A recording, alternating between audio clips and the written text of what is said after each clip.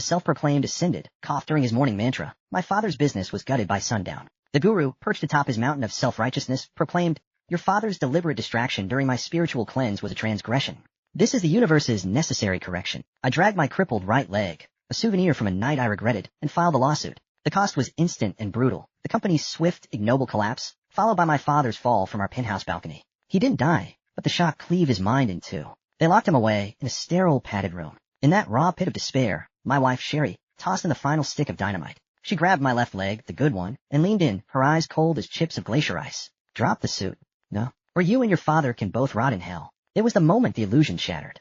Every cruelty, every loss had been Sherry's carefully orchestrated defense of her spiritual guide. As the crushing weight of betrayal pinned me to the floor, my father's cell phone, which I'd salvaged, suddenly buzzed. On the other end was the voice of my 18-year-old self. "Dad, I finished my last final.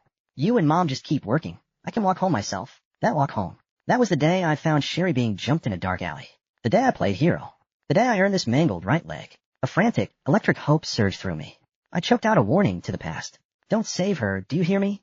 Don't save Sherry. For God's sake, I'm begging you." I needed to see it. I needed to know if without my intervention, without my money and protection, she could still ascend to the heights she'd reached, leaving ruin in her wake. 18-year-old Gabe was understandably bewildered. "Sherry who? And who are you? Why do you have my dad's phone?" I fought to keep the desperation from my voice. "It's me. You? The 28-year-old version. Are you kidding me?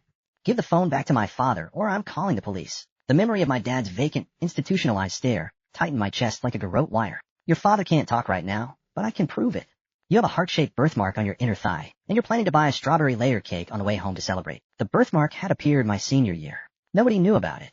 The cake idea had literally just popped into my head the moment I left campus. A pause stretched across the line, heavy with disbelief and dawning fear. "Then, you're really me.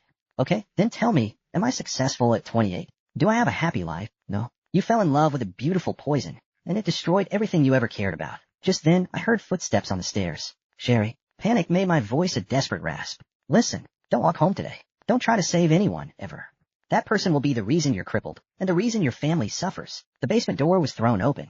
Sherry stood framed in the dim light, her expression cold and hard. I fumbled, slamming the phone shut and shoving it deep into my jeans pocket.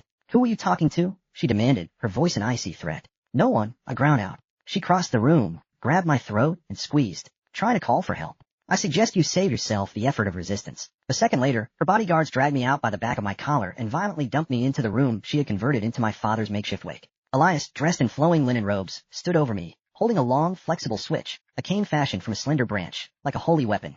"Mr. Gabriel," Elias said, his voice dripping with condescension, "your repeated attempts to undermine the faith